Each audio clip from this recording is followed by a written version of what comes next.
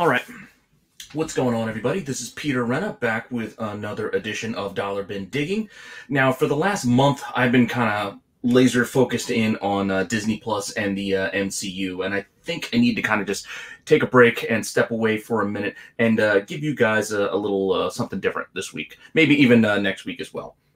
So I am taking a suggestion I did get from the comments. This was from Nepser1, who said, Peter, once Spider-Man 3, Shang-Chi, and Eternals comes out, would love to see a video on dollar comics for them, which I will absolutely do and do them well before those movies come out.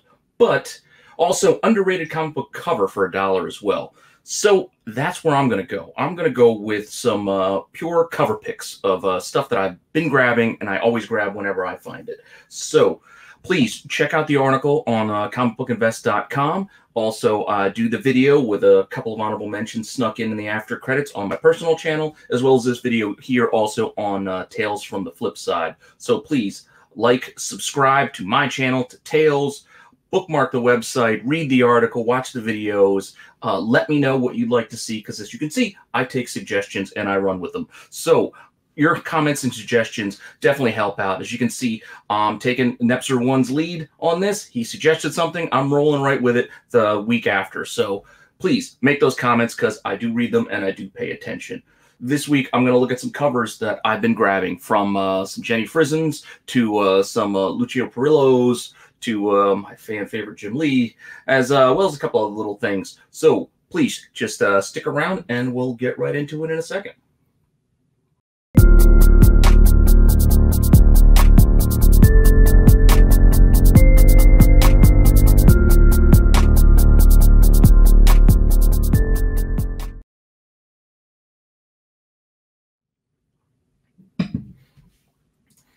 All right, so for our first selection, as I mentioned, Jenny Frison, I am a fan. I've loved her work for quite some time. That run on Wonder Woman is excellent, and I would suggest grabbing those Rebirth B-cover Wonder Womans if you don't already have them, because you do find a lot of that in the overstock boxes these days. Maybe not so much hers, but there were some definite winners in there that you can grab, and if you can find them for cheap, definitely get them. But I'm going with a book and a title that may be a little bit harder to find in dollar bins these days, because they've been picked pretty clean, but I still run across them occasionally, because sometimes, you know, Dynamite books will find their way there. So I'm taking my buddy Mike Morello's lead on this one and going with one of his favorites, and that's Red Sonja. She had a solid run on this title a while back, and you can occasionally sneak some of these again in those cheap bins, because things come back around. They're stored and forgotten about for ages. They get bought in just bulk sales, and they just find their ways into dollar bins. Now, I know there's some big winners, and there's some variants and whatnots, but just some of the regular covers you can still sneak on the cheap. So I really love this number 12. Just something in those eyes, just staring through the hair with the sword. That was one that I am a big fan of, and I suggest you go look out, keep an eye out for it, obviously. And even if you can't find it at a dollar bin, you can probably still find this pretty cheap, because it's not that expensive.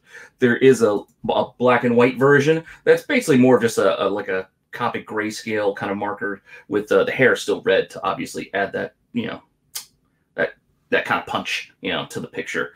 So there's also a full red kind of sheen that you get, like if you're looking through one of the old school 3D glasses, but just through the red side, you get that kind of effect just by the entire red cover. And then there's also a super hard to find, I think this might be limited to 50 copies version. So I'm not saying you're gonna find any of that for $1. Even the regular one's a tough call to find for $1, but just so you know, just figured you might be interested in that kind of thing.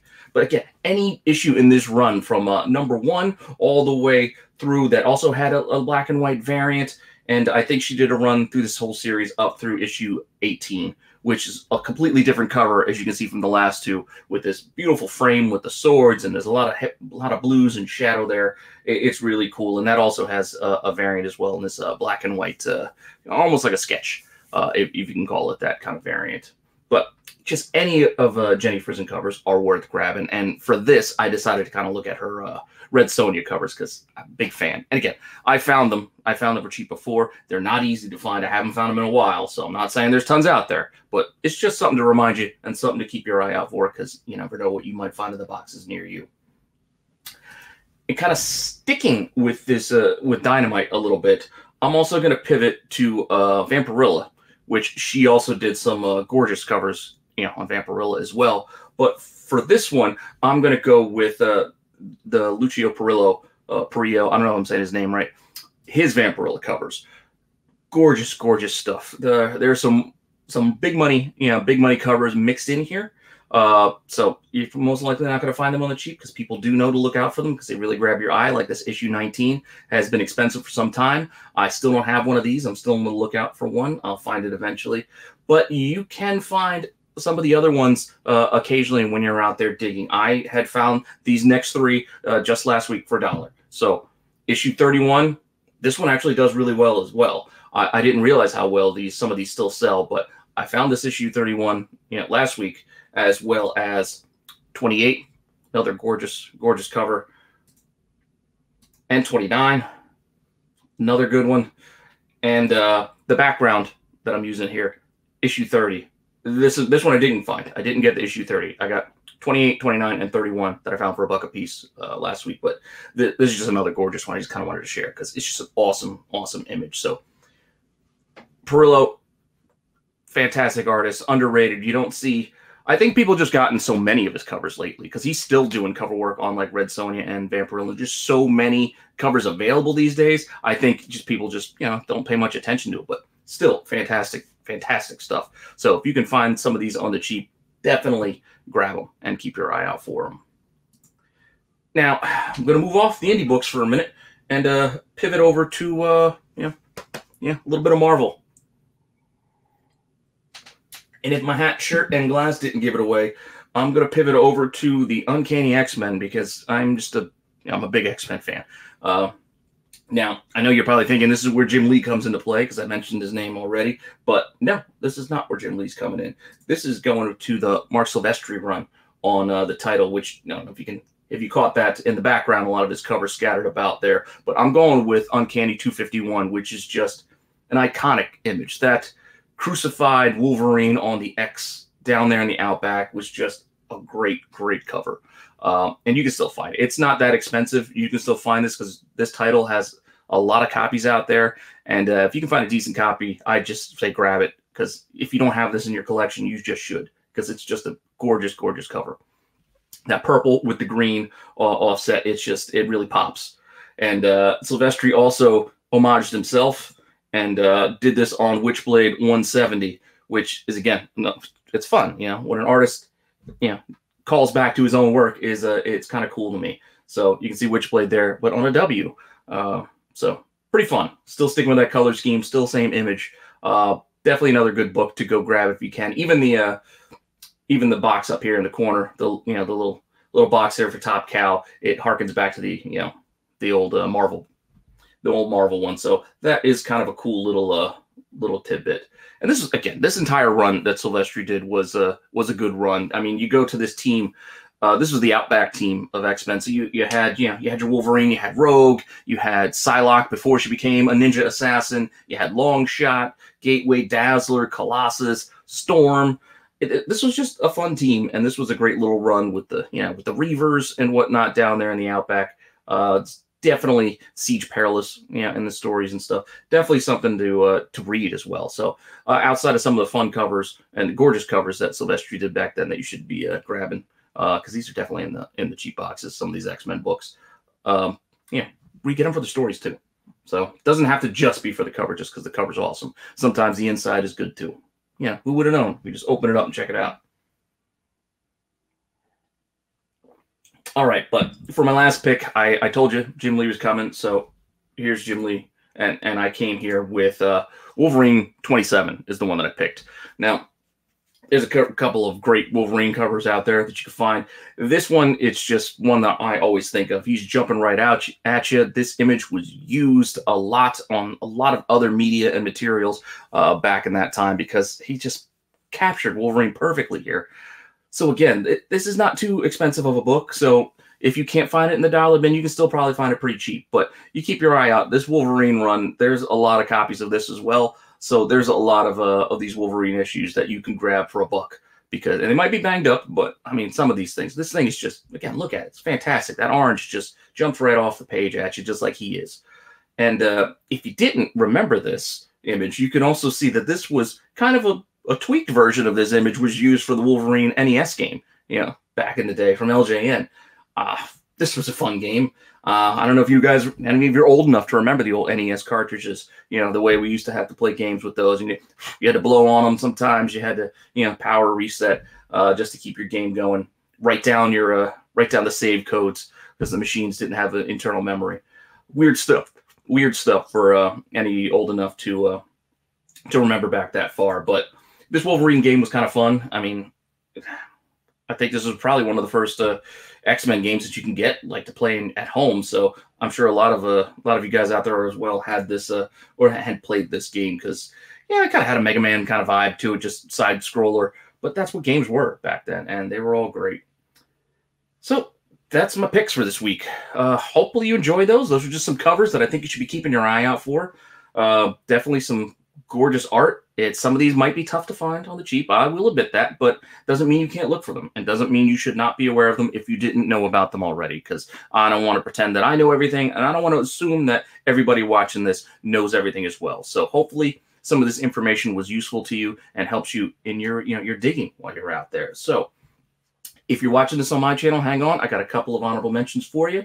Otherwise, I will see you guys next week, where I think I'm going to be covering some Star Wars books that you can still find on the cheap. So keep a lookout for that next Friday. So with that, I will see you guys later.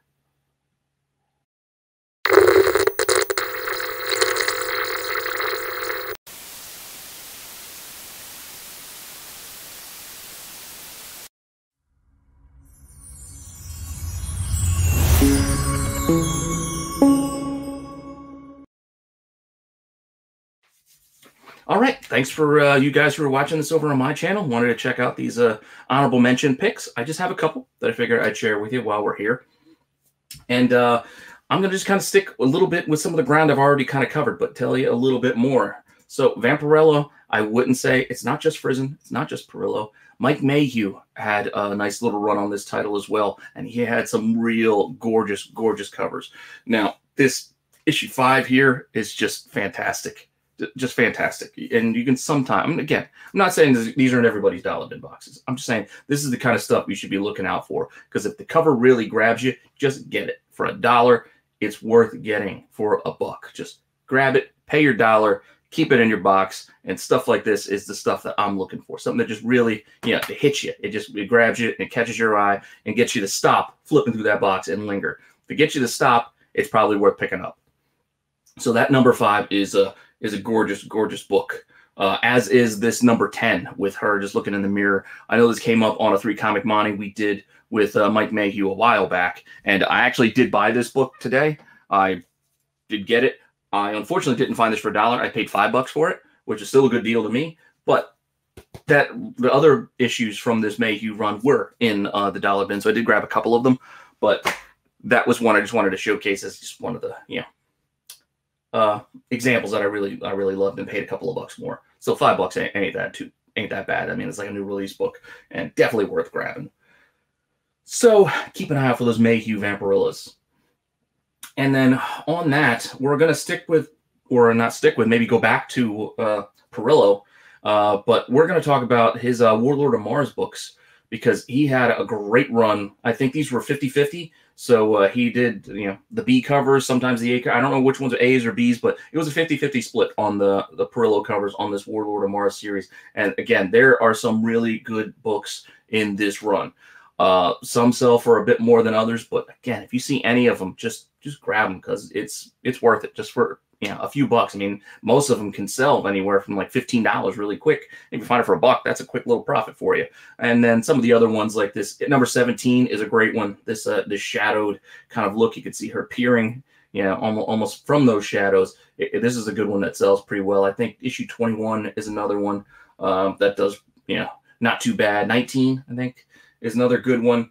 And going all the way up through here, it's like issue 34. This kind of has like a little Red Riding Hood vibe there. She killed one of the Martian creatures there. It's just a fantastic run there as well. Just the mood that is captured and just the gorgeous painted artwork. It's definitely worth that $1. So if you find any of these, in your cheap boxes, grab these as well. So hopefully you enjoyed that, and I'll see you guys next time.